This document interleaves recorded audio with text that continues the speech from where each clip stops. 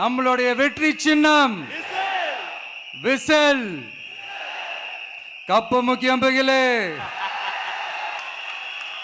இப்ப நடக்க போறது வெறும் எலெக்ஷன் கிடையாது, இது ஒரு ஜனநாயக போர். இந்த டெமோக்ராட்டிக் பேட்டில லீட் பண்ண போற கமாண்டர்ஸ் நீங்க தான்.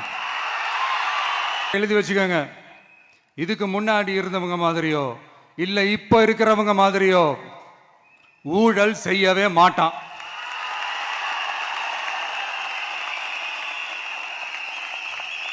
ஒரு பைசா தொட மாட்டான். எனக்கு அது அவசியமே இல்லை. புரியுதுங்களா உங்களுக்கு?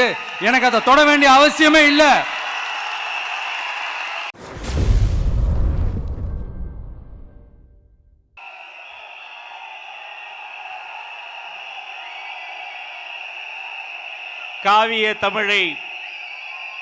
காவிய தமிழை கம்பர் தந்தார், கவிதை தமிழை இளங்கோ தந்தார், வாழ்வியல் தமிழை வள்ளுவர் தந்தார். அதில் இருந்து பிறப்புக்கும் எல்லா உயிர்க்கும் தான் உங்கள் வழிகாட்டி வாசகம் என்ன இந்த தமிழ்நாட்டிற்கு வெற்றி தலைவர் ஒருவர் தான் சொல்லி தந்தார். அண்ணன் சொன்னது போல விசில்ஸ் வந்துருச்சுன்னு ஓடி போய் பொதுச் செயலாளர்கிட்ட முதல்ல நான் தான் சொன்னேன். எழுந்து இருவரும் வெளியே வருவதற்குள் அடுத்த படம் வந்தது. இன்னும் தொட்டுவிடும் தூரத்தில் வெற்றி வருகிறது. அதை வாங்கி தர போகிற வெற்றி தலைவர் வருகிறார். வருங்காலம் வருகிறது. தமிழ்நாடு வருகிறது. நாளைய தீர்ப்பு வருகிறது. இதோ வெற்றி தலைவரின் தலைமையை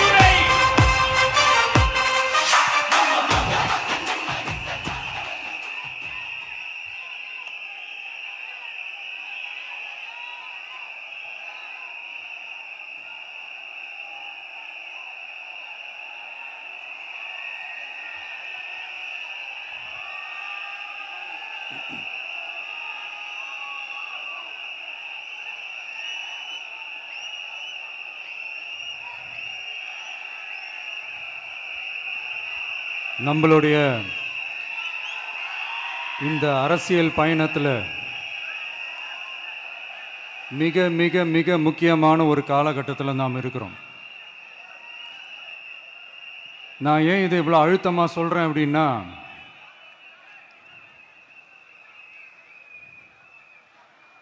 ஏதோ அழுத்தம் இருக்குமோன்னு நினைக்கிறீங்களோ? அழுத்தமா நமக்கா?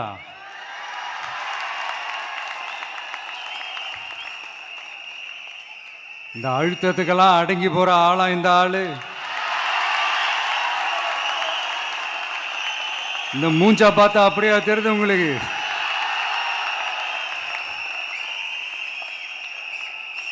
அதனால அப்படியெல்லாம் நடக்காது. அதுவும் முக்கியமா நம்ம கிட்ட அதெல்லாம் நடக்கவே நடக்காது. ஆனா அழுத்தம் இருக்குதான்னு கேட்டீங்கன்னா இருக்குது. அது நான் இல்லைன்னு சொல்ல வரல. நமக்கு இல்ல, மக்களுக்கு. தமிழ்நாட்டை இதுக்கு முன்னாடி ஆண்டவங்களும் சரி பாஜகவுக்கு அடிமையா தான் இருந்திருக்கிறாங்க. ஸோ அவங்கள நம்பியும் ஒரு பிரயோஜனமும் இல்லை. இப்ப ஆண்டுகிட்டு இருக்கிற இந்த திமுக அரசாச்சும் நமக்கு ஏதாவது செய்வாங்கன்னு பார்த்தா இவங்களும் அவங்கள மாதிரியே தான். இன்னும் சொல்ல போனா ஒரு படி மேல, இன்னும் மோசம். அவங்களாச்சும் நேரடியா சரண்டர் ஆகி இருப்பாங்க, இவங்க மறைமுகமா சரண்டர் ஆகி இருக்கிறாங்க. அவ்வளவுதான் வித்தியாசம். அதனால நீங்க பாத்தீங்கன்னா அவங்களோட அந்த வேஷம் கலைஞ்சிடக்கூடாதுன்றதுக்காக இந்த கலர் கலரா கவர்ச்சிகரமான இந்த அறிவிப்புகள்லாம் வெளியிடுறாங்க. நோட்டீஸ் பண்ணியிருப்பீங்கன்னு நினைக்கிறேன்.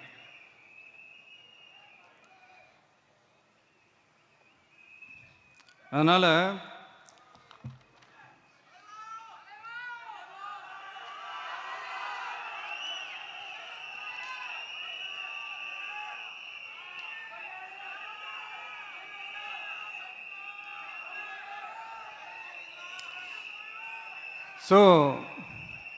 இவங்க எல்லாரும் இப்படியே இருக்கிறாங்களே, நமக்காக உண்மையாக உழைக்கிறதுக்கு யாராச்சும் வந்துட மாட்டாங்களா அப்படின்னு மக்கள் ஒரு விதமான அதை வெளியில் சொல்ல முடியாத ஒரு அழுத்தத்தில் இருக்கிற நேரம் இது. மாற்றி மாற்றி ஓட்டு போட்டு ஏமாந்து அவங்க இப்போ நம்மளை நம்புகிறாங்க. நம்மளுடைய இந்த தமிழக வெற்றி கழகத்தை இந்த விஜய் கூட நிற்பான்னு நம்புகிறாங்க.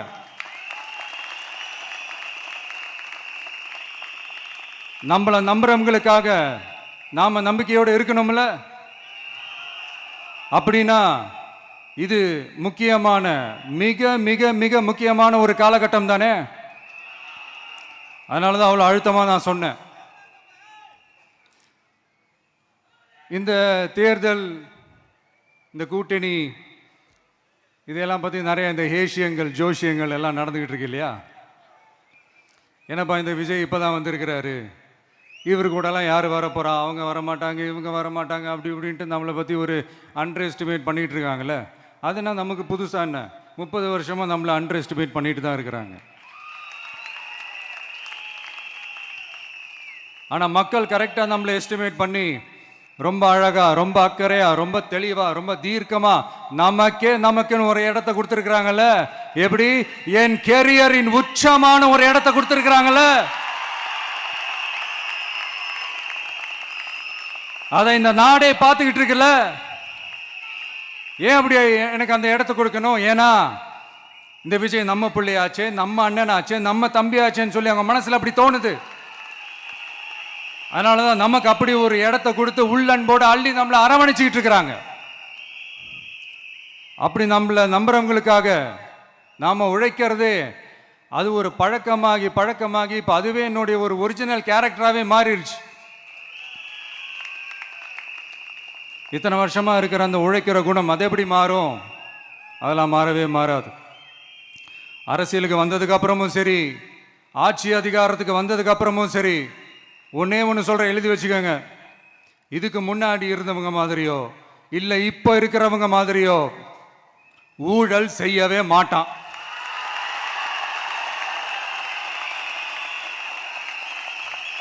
ஒரு பைசா தொட மாட்டான். எனக்கு அது அவசியமே இல்லை. புரிஞ்சுங்களா உங்களுக்கு? எனக்கு அதை தொட வேண்டிய அவசியமே இல்லை.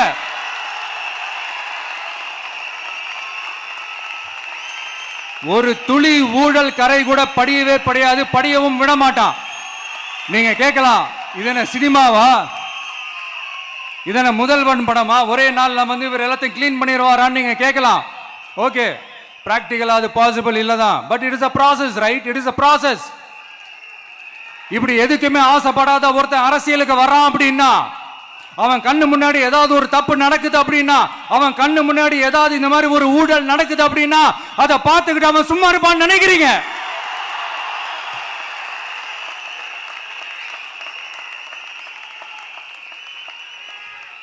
அதனால இந்த தீய சக்தியா இருக்கட்டும், இந்த ஊழல் சக்தியா இருக்கட்டும், ரெண்டு பேரும் தமிழ்நாட்டை ஆண்டவை கூடாது. அப்படிப்பட்ட இந்த கட்சிகளை உண்மையா தில்லா எதிர்க்கிற அந்த கட்ஸும் கெத்தும் நம்ம கிட்ட மட்டும்தான் இருக்கு.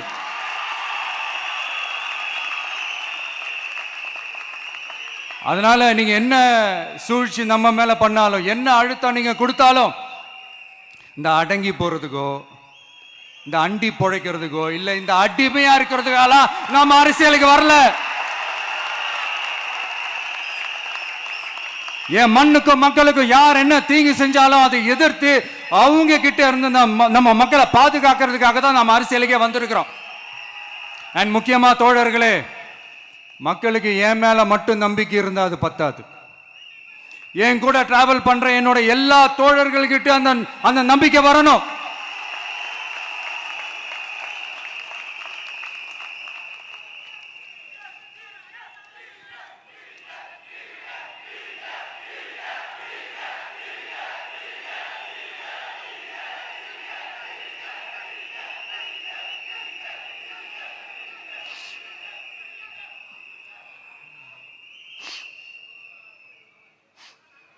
அந்த நம்பிக்கை இல்லைன்னு நான் சொல்ல வரல, இருக்குது. ஆனா அதை தொடர்ந்து இருக்கிற மாதிரி நீங்க எல்லாம் நடந்துக்கணும். தப்பு பண்ண யாரா இருந்தாலும் தப்பிக்கவே முடியாதுன்ற அந்த ஒரு பயம் இருக்கணும். எல்லாரும் உங்களை தான் கேட்கிறேன், எல்லாரும் உண்மையா உழைப்பீங்கல்ல?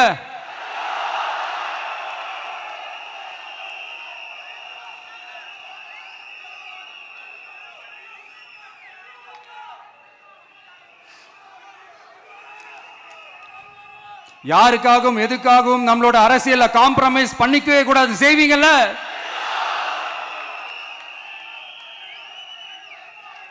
தயவு செஞ்சு எல்லாரும் கொஞ்சம் ஒற்றுமையா இருந்து கொஞ்சம் ஒற்றுமையா இருந்து சேர்ந்து உழைச்சி ஜெயிப்பீங்கல்ல.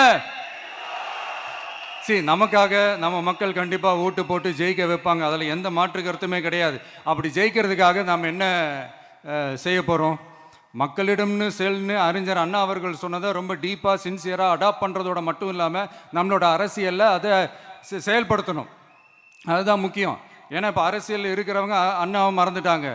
அண்ணா ஆரம்பித்த கட்சியும் அண்ணாவை மறந்து சுயநலமாக மாதிரி பல வருஷம் ஆச்சு. அண்ணா பேரில் இருக்கிற கட்சியும் அவரை மறந்து பல வருஷம் ஆச்சு. ஆனால் நாம அவரை மறந்துடக்கூடாது. மக்கள்கிட்ட போகணும், மக்களோட மக்களாகவே இருக்கணும், மக்களுக்காகவே இருக்கணும். அதுக்காக நாம் என்ன செய்ய போகிறோம், என்னெல்லாம் செய்ய போகிறோம், அதுக்காக தான் இந்த மீட்டிங். ஆரம்பிக்கலாமா? இந்த ரெண்டு கட்சிகள், ஆண்டு கட்சியாக இருக்கட்டும், இப்போ ஆள்ற கட்சியாக இருக்கட்டும், அவங்கள பொறுத்த வரைக்கும் பூத்துனா என்ன தெரியும்ல? அவங்கள பொறுத்த வரைக்கும் பூத்துனா கள்ள ஓட்டு போடுற இடம். ஆனால் நமக்கு, நம்ம டிவிகேவுக்கு அது ஒரு ஜனநாயக கூடம். அங்கே ஜனநாயகம் திருடுறாம நம்ம பார்த்துக்கிறணும். ஒவ்வொரு ஓட்டையும் நம்ம பாதுகாக்கணும். எப்படி பாதுகாக்கிறது? ஒவ்வொரு வீட்டில் இருக்கிற ஒவ்வொரு ஓட்டும் நமக்கு தானே ஃபர்ஸ்ட் கன்ஃபார்ம் பண்ணுங்க. எனக்கு தெரிஞ்சு தமிழ்நாட்டில் ஒரு 2-2.25 கோடி ரேஷன் கார்டுகள் இருக்கும்னு நினைக்கிறேன். அவங்க எல்லாரும் வேற வேற எந்தெந்த கட்சியில் இருந்தாலும் கட்சி வேறுபாடு எல்லாத்தையும் தாண்டி இந்த விஜய் அவங்க வீட்டில் ஒருத்தனா வாழ்ந்துட்டு இருக்கிறான். அவங்க என்ன அவங்க குடும்பத்தில் ஒருத்தனா பார்த்துக்கிட்டு இருக்கிறாங்க. அதனால இந்த கட்சி கிச்சி எல்லாத்தையும் தாண்டி இந்த விஜய் கூட கூட நிக்கணும்னு முடிவு பண்ணிட்டாங்க. அதனால அப்படி முடிவு பண்ண அவங்கள பாதுகாப்பா பூத்துக்கு கூட்டிட்டு வாங்க. நம்மளோட இந்த விசில் சின்னத்துக்கு ஓட்டு போட வைங்க.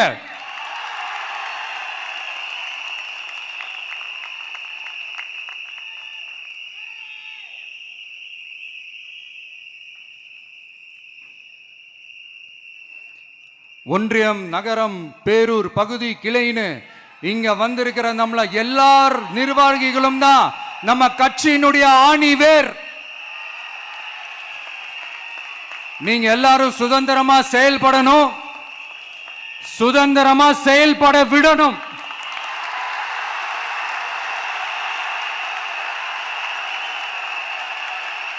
நீங்க ஒவ்வொருத்தரும் எனக்கு முக்கியம்.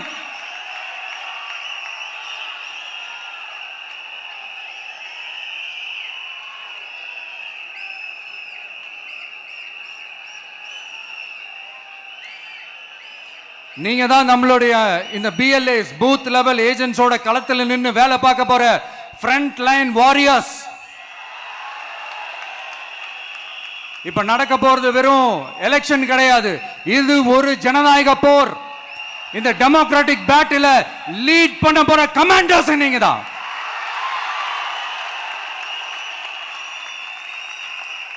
நான் ஏன் இது இவ்வளவு ஸ்ட்ரெஸ் பண்ணி சொல்றேன் அப்படின்னா,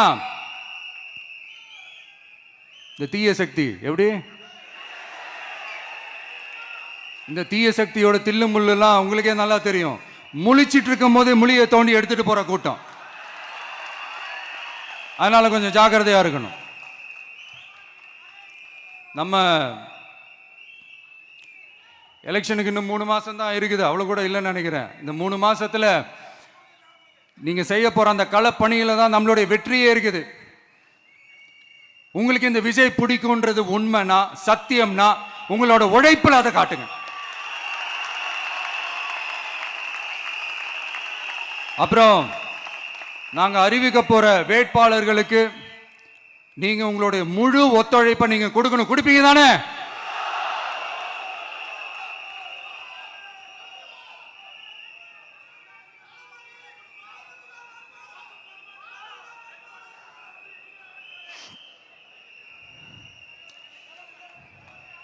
உங்க எல்லாரையும் ஒரு எனர்ஜைஸ் பண்ற மாதிரி உண்மையா நடந்த ஒரு கதை ஒன்று சொல்றேன்.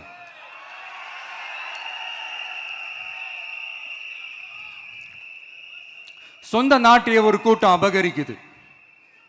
சொந்த நாட்டிலேயே இருக்க முடியாத அளவுக்கு ஒரு நெருக்கடி ஏற்படுது. ஸோ வேற வழி இல்லாமல் அந்த நாட்டை விட்டே வெளியே போய் வேற ஒரு இடத்துக்கு போய் காடு மலை அப்படி இப்படின்னு சுற்றி மறைஞ்சு வாழ வேண்டிய ஒரு சூழ்நிலை ஏற்படுது. என்னடா இப்படியே ஓடிக்கிட்டு இருக்குமேன்னு சொல்லிட்டு தன்னோட நட்பு சக்திங்க கிட்ட பேசி ஒரு பெரும் படையை திரட்டிக்கிட்டு அதிரடியாக ஒரு போரை நடத்தி அந்த நாட்டையே திருப்ப மீட்டு எடுத்தது யார் தெரியுமா? நம்ம கொள்கை தலைவர்கள் ஒருத்தரான ராணி வேலு நாச்சியார் அவர்கள் தான். அவங்களுக்கு அந்த நட்பு சக்தியா கூட இருந்து உழைச்சது சின்ன மருது, பெரிய மருது, சையது கார்கின்னு சொல்லிட்டு அந்த 3 பேரும் தான்.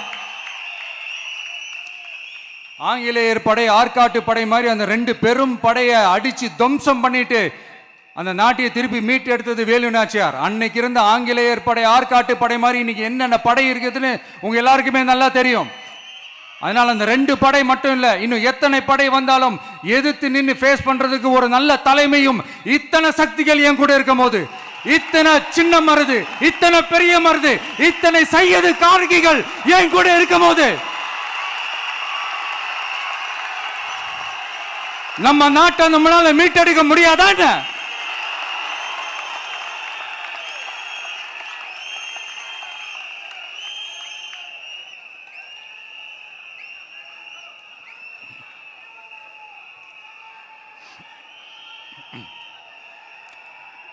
அதுவும் இந்த படை, நம்மளுடைய இந்த டிவிகே படை, நட்பு சக்தி இருந்தாலும் இல்லைனாலும் தனியாவும் நின்று கெத்தா ஜெயிக்கிற அளவுக்கு ஒரு மிகப்பெரிய படை. அதுலயும் ரொம்ப முக்கியமா இன்னைக்கு இந்த கூட்டத்துக்கு வரலனாலும் நான் அந்த போர்ல நடந்த அந்த கதை மாதிரி கட்ஸான குயில்கள் நிறைந்த பெண்கள் படையும் நம்மளோட இருக்கிறாங்க. அந்த பெண்கள் படையை பார்த்துதான் அரசியல் அரங்கமே அதிர்ந்து போயிருக்குது. அதனால எல்லாரும் ஒரு நிமிஷம் எனக்காக எந்திரிச்சு நில்லுங்களேன் ப்ளீஸ். நான் சொல்றதை கொஞ்சம் ரிப்பீட் பண்ணுங்க. இந்த 2026 சட்டமன்ற தேர்தல்ல நாம எல்லாரும் உண்மையாக உழைப்போம், சத்தியமாக உழைப்போம், உறுதியாக உழைப்போம், ஒற்றுமையாக உழைப்போம். Thank you. Please sit down.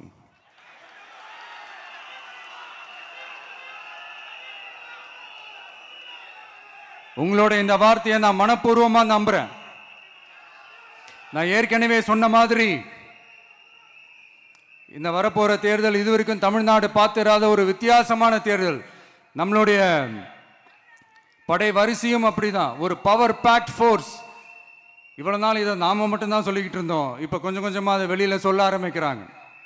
என்னடா இந்த விஜய் கூட இருக்கிற ஃபோர்ஸை பார்த்தா சாதாரண ஃபோர்ஸ் மாதிரி தெரியல, மிலிட்ரியோட பெரிய ஃபோர்ஸா இருக்குது, வரப்போற எலெக்ஷனை கணிக்கவே முடியல, அப்படி இப்படின்னு சில குரல்கள்லாம் கேட்க ஆரம்பிக்குது. கணிக்கவே முடியலன்னு அவங்க வேணா சொல்லலாம், ஆனா மக்கள் ஆல்ரெடி கணிச்சு முடிச்சுட்டாங்க. அவங்க மனசை நல்லா புரிஞ்சு வச்சிருக்கிற நமக்கு அது நல்லாவே தெரியும். அதனால இந்த எலெக்ஷன் ரிசல்ட்டுக்கு அப்புறம் இந்த தீய சக்தி கிட்ட இருந்தோம், இந்த ஊழல்வாத அடிமை சக்தி கிட்ட இருந்தோம் தமிழ்நாட்டை மீட்டுட்டோம்னு உறுதியா அறிவிப்போம். அதுல என்ன மாற்று கருத்து கிடையாது. அதனால என் நெஞ்சில் குடியிருக்கும் தோழர்களே, தோழிகளே, உங்களோட நான் இருக்கேன், நம்மளோட நம்ம மக்கள் இருக்கிறாங்க. இதுக்கு மேல என்ன வேணும்? கான்பிடண்டா இருங்க, நல்லதே நடக்கும், வெற்றி நிச்சயம். மீண்டும் சந்திக்கும் வரை நன்றி, வணக்கம். தமிழக வெற்றி கழகத்தின் வெற்றி தலைவர், தர்மத்தாயின் தவ புதல்வன், தலைவரின் பொற்கரங்களால் ப்ளீஸ் சார், ப்ளீஸ் சார்.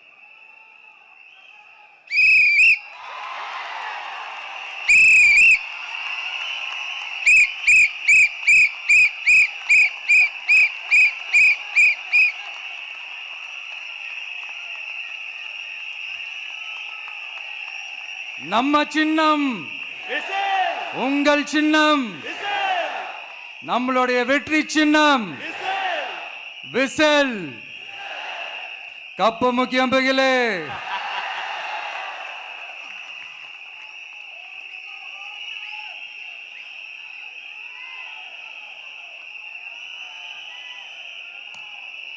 நம்முடைய வெற்றி சின்னத்தை வரலாறு படைக்க போகிற தமிழக வெற்றி கழகத்தின் சின்னத்தை வெற்றி தலைவர் அவர்கள் இப்போது உங்கள் முன்னால்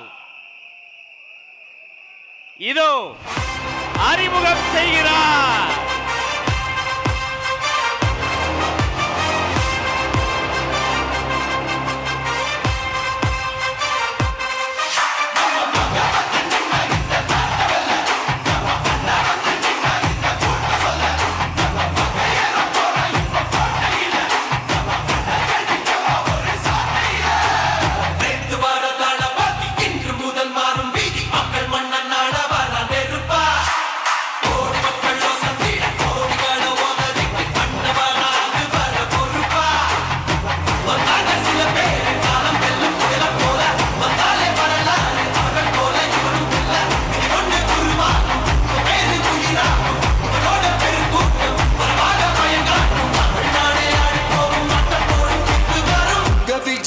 விஜய் உயிரென்ன வரனா விஜய் உங்க விஜய் எளியவன் குரல் தான். அதே போல சின்னத்தை மட்டுமல்ல, நம்முடைய நச்சினை, லட்சியத்தை வெல்ல போகிற லோகோ நச்சினையை வெற்றி தலைவர் இதோ அறிமுகம் செய்கிறார். வீட்டுக்கு வீடு, வீதிக்கு வீதி, ஊர் முழுக்க உலகம் முழுக்க புதிய சரித்திரம் படைக்க போகிற தமிழக வெற்றி கழகத்தினுடைய தேர்தல் பரப்புரை லட்சினை வெற்றி சின்னம் விசையோடு இதோ.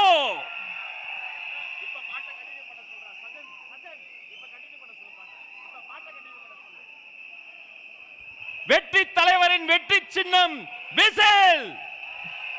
உழைக்கும் மக்களின் சின்னம் விசில். பாட்டாளிகளின் சின்னம் விசில். தாய்மார்களின் சின்னம் விசில். தமிழ்நாட்டின் சின்னம் விசில்.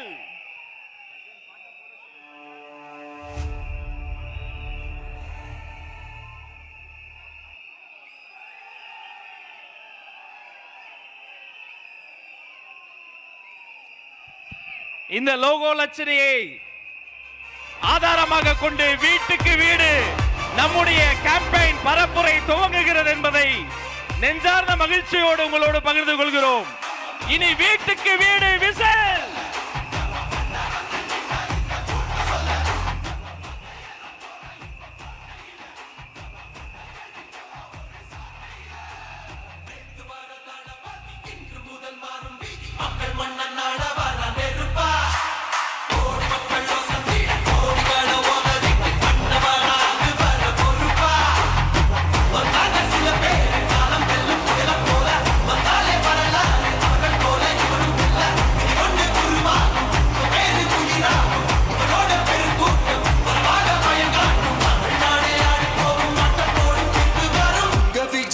விஜய் உயிரென்ன வரனா விஜய் உங்க விஜய் எளியவன் குரல் தான். விஜய் உங்க விஜய் தனியார் இல்ல கடல்னா விஜய் உங்க விஜய் எளியவன் குரல் தான். விஜய் உங்க விஜய் தனியார் இல்ல கடல்னா மக்கள் தானே மன்னர்களை உனக்கு காட்ட வரனா